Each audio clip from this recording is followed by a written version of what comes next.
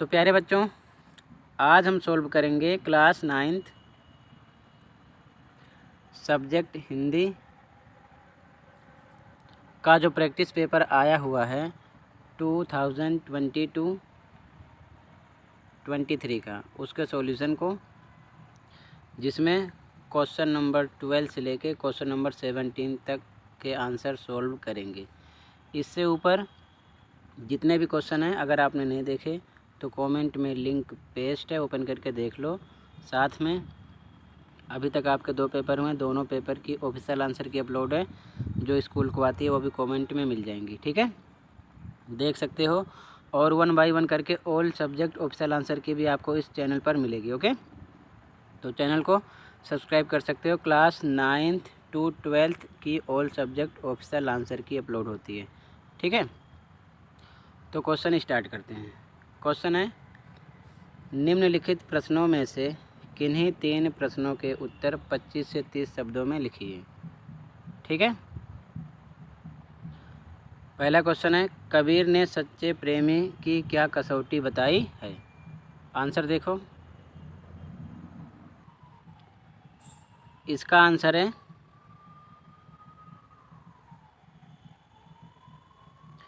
कवि ने सच्चे प्रेमी की कसौटी बताते हुए कहा है कि जब सच्चा प्रेमी अपने प्रियतम से मिलता है तो उसके मन का वियोग रूपी विष मिलन सुख में उत्पन्न अमृत के रूप में बदल जाता है। ये आंसर है। ओके, ये इतना। अगला देखो, अगला क्वेश्चन है, ब्रजभूमि के प्रति कवि रसखान का प्रेम किन किन रूपों में अभिव्यक्त हुआ है। आंसर देखो,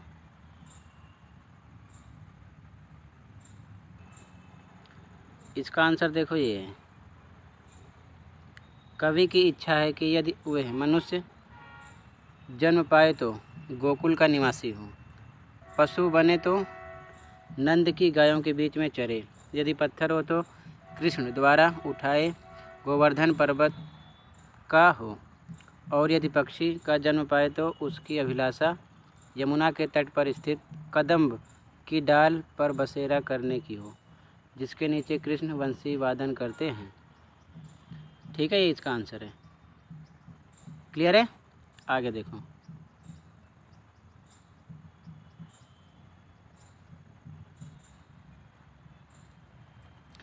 अगला क्वेश्चन है, वाघ कविता में रस्सी किसके लिए प्रयुक्त हुआ है और वह कैसी है। आंसर देखो,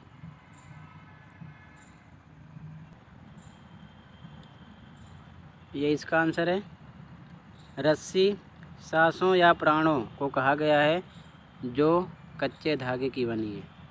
ठीक है, ये इसका आंसर है। क्वेश्चन ऊपर है, आंसर नीचे है। ठीक है,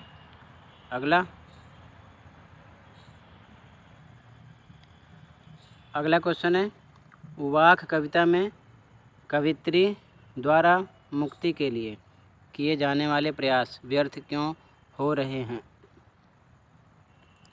आंसर देखो इसका, ये इसका आंसर है, कवित्री को लगता है कि कोरी भक्ति के सहारे भक्ति की चाह रखना कच्चे धागे से नाव खींचने जैसा है। ठीक है, जैसे मिट्टी के कच्चे गीले सकोरों पर यदि पानी पड़ जाए तो वे नष्ट हो जाते हैं, इसी प्रकार उसकी मुक्ति के प्रयास भी व्यर्थ सिद्ध हो रहे हैं। ठीक है, ये क्वेश्चन ये आंसर। अगला देखो, तो क्वेश्चन नंबर 12 में 3 करने थे, चारों मैंने आंसर बता दिए। अगला देखो,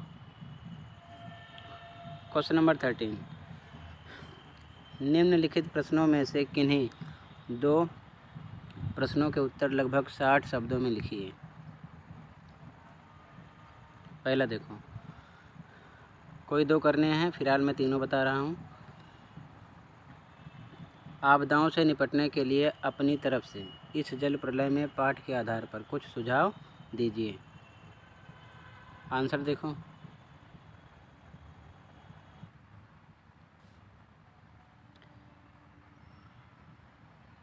ये इसका आंसर है। आपदा की स्थिति से पहले ही जान माल को सुरक्षित स्थानों पर पहुंचा देना चाहिए। वृक्षारोपण कार्यक्रमों को बढ़ावा देना चाहिए। जंगलों को सुरक्षित रखना चाहिए। छोटी छोटी नहरों के बड़े बांधों पर पानी देकर पानी के दबाव को कम करना चाहिए। आवासों को इस तरह बनाया जाए जिनके गिरने से जान माल का नुकसान ना हो। ठीक है, ये इसका आंसर हो जाएगा। ये क्वेश्चन है, ये आंसर है। अगला देखो,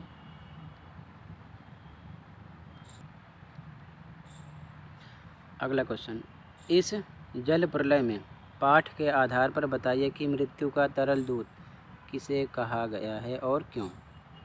ठीक है, आंसर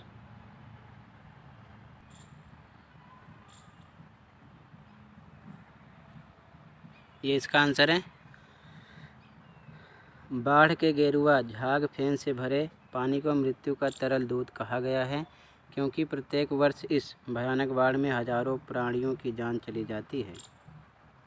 ठीक है, उसी चैप्टर से ये भी है, ये इसका आंसर है। ठीक है, अगला,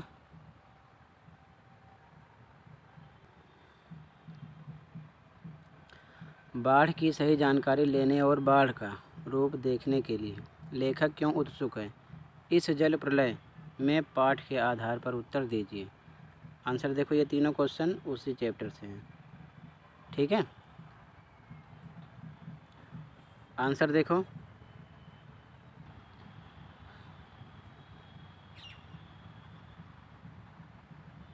ये इसका आंसर है। चूँकि लेखक को गांव में रहते हुए बाढ़ से घिरने, बहने और भोगने का अनुभव कभी नहीं हुआ था, इसीलिए लेखक पटना में रहते हुए वहां आई भीषण बाढ़ की सही जानकारी लेने और बाढ़ का रूप देखने के लिए उत्सुक था। ठीक है, ये इसका आंसर हो जाएगा। क्वेश्चन आंसर साथ में है। अगला देखो, तो इस क्वेश्चन नंबर 13 में भी कोई 2 करने थे, 3 दिए गए हैं। ठीक है ना, तो पेपर में आप 2 ही करना।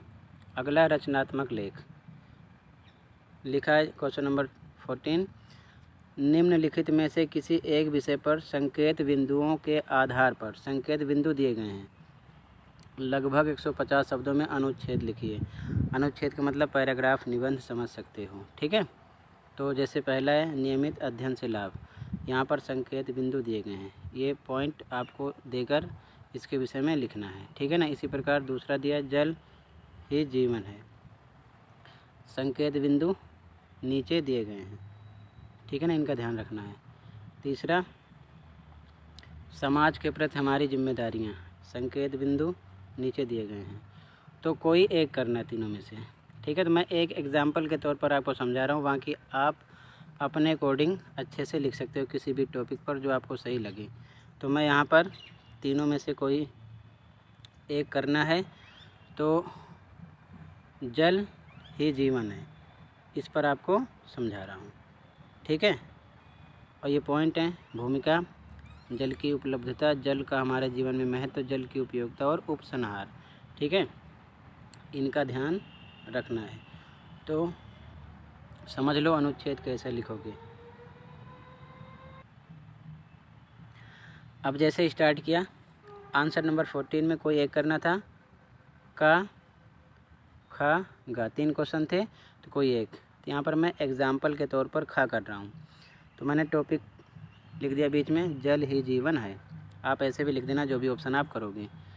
पहला पॉइंट भूमिका, क्वेश्चन में दिया था, संकेत बिंदु में लिखना है आपको पॉइंट। ठीक है, अब इसमें भूमिका में क्या होता है कि जो टॉपिक है उसके विषय में 2-4 लाइन लिखो। 150 शब्द करने, कम ना हो, ज़्यादा चलेगा। ठीक है, तो लिख दिया, जीवन जीने के लिए हवा, पानी और भोजन की ज़रूरत होती है। इनमें से किसी एक के बिना व्यक्ति जिंदा नहीं रह सकता। पानी न केवल मनुष्य के जीने के लिए बल्कि सभी पशु पक्षी जीव जंतुओं के लिए ज़रूरी है। ठीक है, तो मैंने भूमिका में इस विषय में 2-4 लाइन लिख दी। आपको भी ऐसे लिखना बनाकर, सेम याद करने की कोई ज़रूरत नहीं है। अगला पॉइंट क्वेश्चन में दिया था, जल की उपलब्धता, ये क्वेश्चन में पॉइंट दिया है, पॉइंट लिख दिया फिर से, ठीक है। ध्यान से देखो एक बार। तो ये हेडिंग लिख लोगे जल की उपलब्धता, इसके विषय में कुछ लिखना है आपको, 2-4 लाइन देखो ध्यान से। अब हेडिंग आपने लिख लिया जल की उपलब्धता, तो सेम एक बार लिख लेना जैसे लिखा मैंने। अब ये देखो कुछ इस विषय में लिखना है, तो आपको 2-4 लाइन ज़्यादा नहीं लिखना है। मान लो आप चाहो तो पूरा लिख सकते हो, अपने अकॉर्डिंग बना के ही लिखना है, ज़्यादा इसको लंबा नहीं करना है, ठीक है। ये जल की उपलब्धता उस विषय में आपको ऐसे बनाकर लिख देना है, ठीक है। तो ये इतना हो जाएगा, जल की उपलब्धता। अगली हेडिंग क्या थी देखो ध्यान से। अब अगली हेडिंग है आपकी जल का हमारे जीवन में महत्व। तो अब जल का जो महत्व है उस विषय में लिखना 2-4 लाइन, ठीक है। देखो ध्यान से कैसे लिखोगे इसमें।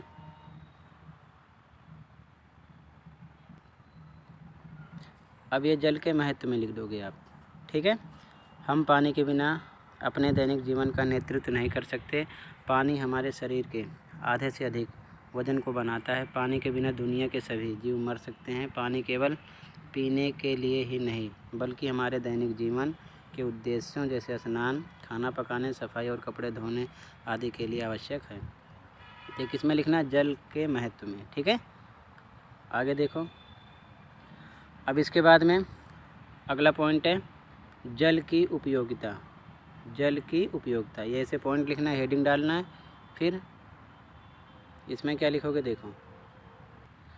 तो ये जल की उपयोगिता उस पॉइंट में लिखना है, ठीक है ना। अब देखो इसमें थोड़ा बड़ा है, सोचो कि इतना बड़ा बहुत ज़्यादा हो रहा है, तो सारा कुछ नहीं लिखना है, मैं एग्जाम्पल के तौर पर समझा रहा हूँ। आपको अपने अकॉर्डिंग अपने शब्दों में छोटा करके लिखना है, ठीक है। सेम कुछ याद करने की ज़रूरत नहीं है, ठीक है। तो यह जल की उपयोगिता में हो जाएगा।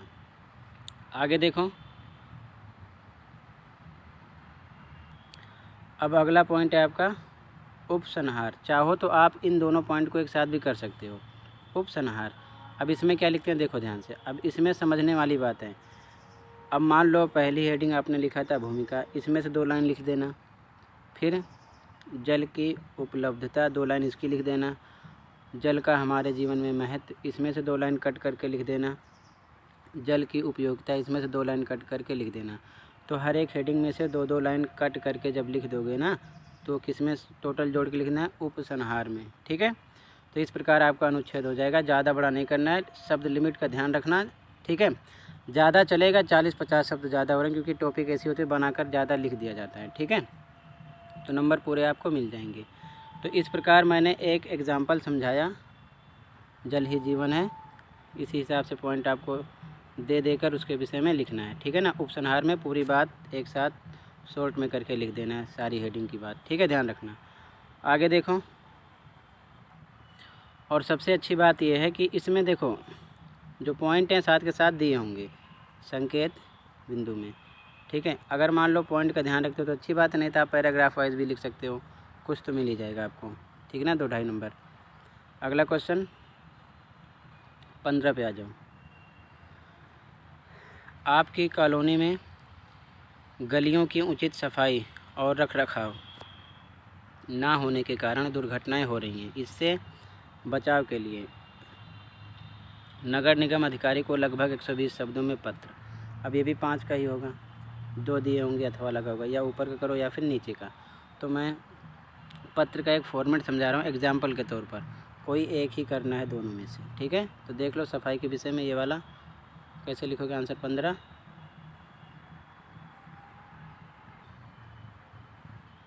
ये आंसर नंबर 15 में होगा, ठीक है ना, ध्यान रखना। ऊपर का क्वेश्चन है तो कैसे लिखोगे, सेवा में स्वास्थ्य अधिकारी हजारीबाग, नगर निगम हजारीबाग। तो यहाँ पर एड्रेस आप कुछ भी लिख सकते हो, सेम एड्रेस ज़रूरी नहीं होता।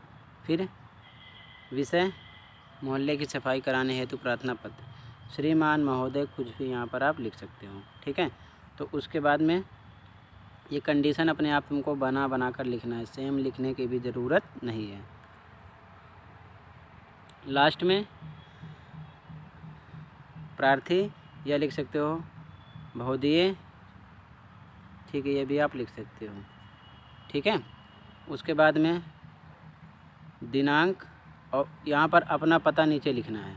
अपना पता यहाँ पर लिखा नहीं है, ठीक है। पता अपना लिखना है, डेट आज की लिखना है, मतलब जिस डेट को आप काम कर रहे हो डेट वो होनी चाहिए, ठीक है। ध्यान रखना, डेट चेंज कर देना है। और पता करके लिखना, अपना नाम बहुत एक बाद में, फिर पता लिखोगे और उसके बाद में दिनांक, ठीक है, लिखना है, ध्यान रखना। तो सबसे स्टार्टिंग का जो इसमें एड्रेस होता है ये वहाँ का होता है जहाँ हम पत्र को भेज रहे हैं, यहाँ एड्रेस दूसरा होगा। और सबसे नीचे का पता वो होता है जहाँ की समस्या है, जहाँ से हम लिख रहे हैं, जहाँ की बात कर रहे हैं, ये चीज़ ध्यान में रखना, ठीक है। बाकी सारा फॉर्मेट सेम है, बना कर ही लिखना है। और यहाँ पर ध्यान रखना है, जैसे यहाँ पर सविनय निवेदन ये सब नहीं लिखते इसमें, ठीक है ना, पत्र में, ध्यान रखना। ऐसे हम आपका ध्यान मोहल्ले या अपने मोहल्ले की सफाई संबंधी दूर व्यवस्था की तरफ आकर्षित कराना चाहते हैं या फिर दूर व्यवस्था की ओर खींचना चाहते हैं, एक ही बात है, ठीक है। इस हिसाब से तो स्टार्टिंग में आपको वो एड्रेस जहाँ आपको पत्र भेजना है, ठीक है, और उसके बाद में नीचे वो एड्रेस जहाँ की समस्या है, डेट आज की, अपना नाम, ठीक है, ध्यान रखना। क्लियर है? आगे देखो, तो दोनों में से कोई एक करना था, ठीक है ना, अपने आप करना। आगे देखो, एक मैंने समझा दिया। क्वेश्चन नंबर 16, 5 नंबर के ये भी होगा। हिंदी विषय की पुस्तक की उपलब्धता के बारे में संबंधित अधिकारी से बातचीत करते हुए लगभग 50 शब्दों में एक आकर्षक संवाद तैयार कीजिए। या फिर वार्षिक खेल प्रतियोगिता में भाग लेने के विषय में अपने सहपाठी के से किए गए बातचीत पर लगभग 50 शब्दों का एक आकर्षक संवाद तैयार कीजिए। तो मैं ये करके बता रहा हूँ एग्जाम्पल के तौर पर, ठीक है ना। आपको जो पसंद आए टॉपिक वैसे करना, सेम वैसे ही करना है। संवाद का मतलब होता है दो लोगों के बीच में जो बात होती है उसको बोलते हैं संवाद, ठीक है ना। देखो कैसे करोगे। अब यहाँ पर मैंने लिख दिया खेल प्रतियोगिता में भाग लेने के विषय में अपने सहपाठी के साथ संवाद। अब मान लो कोई सा भी नाम आप दे देना, नाम कुछ भी लिख सकते हो, मोहन, पर उसकी बात उसके सामने लिखना है। मोहन क्या कह रहे, राम तुम्हें याद है ना कि अगले हफ्ते हमारे विद्यालय में खेल कूद प्रतियोगिता का आयोजन है। फिर राम बोलेगा हाँ मुझे याद है। फिर मोहन, क्या तुमने किसी प्रतियोगिता में भाग लिया है? फिर राम बोलेगा हाँ मैंने कबड्डी और क्रिकेट में भाग लिया है, ठीक है। फिर मोहन बोलेगा अच्छा वैसे मैंने भी भाग लिया है। राम, किस खेल में भाग लिया है? मोहन बोलेगा क्रिकेट में। फिर राम बोलेगा अच्छा बहुत अच्छी बात है। मोहन, हाँ दोस्त मैं क्रिकेट बहुत अच्छे से खेलता हूँ और मैं जीत भी सकता हूँ। राम, बहुत अच्छी बात है, चलो फिर विद्यालय में मिलते हैं। मोहन क्या बोलेगा ठीक है दोस्त, ठीक है।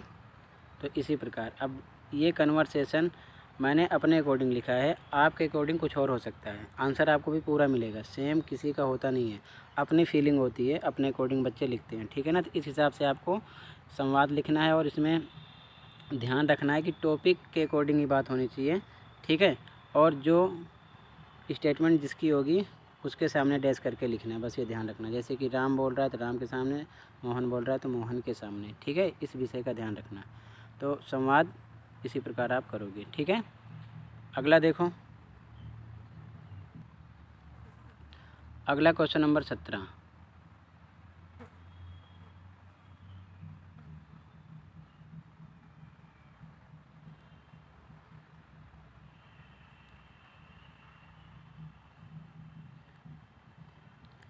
यातायात के नियमों का पालन इस विषय पर 40 शब्दों में एक लघु कथा, या फिर अथवा 5 का ये भी होगा, ऑप्शन मिलेगा, कोई एक करना होगा। स्वस्थ रहना नियमित व्यायाम की आदतों पर निर्भर है, इस विषय पर लगभग 40 शब्दों में एक लघु कथा। अब समझो लघु कथा है क्या, मतलब जैसे उस विषय में एक पैराग्राफ बोल दो, कहानी बोल दो, निबंध बोल दो, कुछ भी समझो। उस टॉपिक के विषय में आपको 2-3 लाइन लिखना है, 40 शब्द हो जाएंगे, ठीक है। यही ध्यान में रखना है। तो जो भी लिख रहे हो आप टॉपिक अच्छे से पहले हेडिंग टाइप में लिख दो। यातायात के नियमों का पालन, तो मैं इस पर बता रहा हूँ, इसी प्रकार आप इस पर भी कर सकते हो, ठीक है। देखो ध्यान से। अब जैसे आंसर नंबर 17 हमने लिखा यातायात के नियमों का पालन। आप जो भी टॉपिक लिख रहे हो उसको हेडिंग टाइप में लिखो ऊपर, ठीक है ना। फिर उसके विषय में लिखो, जैसे यहाँ लिखेंगे यातायात जीवन सुरक्षा की दृष्टि से एक नियमबद्ध प्रक्रिया है ताकि किसी भी शहर का यातायात सुव्यवस्थित रह सके। इस कारण यातायात नियमों का पालन करके सुरक्षा व्यवस्था बनाए रखना हम सभी का दायित्व है, क्योंकि छोटी सी भी गलती हो जाने से किसी भी प्रकार की दुर्घटना हो सकती है। यातायात के नियमों के पालन के अभाव में किसी की भी जान जा सकती है, जिसका खामियाजा परिवार के लोगों को भुगतना पड़ सकता है। इसके साथ ही यातायात के नियमों का पालन करने से ट्रैफिक जाम की समस्या से निजात पाई जा सकती है। हो गई। अब आप सोचोगे सर ये तो 40 शब्द से ज़्यादा हैं, तो कोई बात नहीं, 10-20 शब्द ज़्यादा चलता है, आप कम में ही लिख देना, ठीक है ना। तो इस प्रकार लिखना है। इसको हम क्या बोलते हैं? लघु कथा, ठीक है, ध्यान रखना, लघु कथा। और अगर आपको पत्र की प्रैक्टिस करना है या फिर संवाद की प्रैक्टिस करना है तो जो आपकी वर्कशीट में आया था असेसमेंट में लास्ट ईयर अपलोड है, कमेंट में लिंक पेस्ट है, या आप डिस्क्रिप्शन देख सकते हो, वहाँ पर भी आपको मिल जाएगा, ठीक है। ये चीज़ ध्यान में रखना। तो आई होप अच्छे समझ में आया होगा। फिर भी कहीं पर डाउट है तो कमेंट कर सकते हो, कमेंट में लिंक पेस्ट है, ओपन करके जो पेपर दिया उसका सॉल्यूशन देख सकते हो। मिलते हैं अगली वीडियो में। Thank you for watching this video and take care.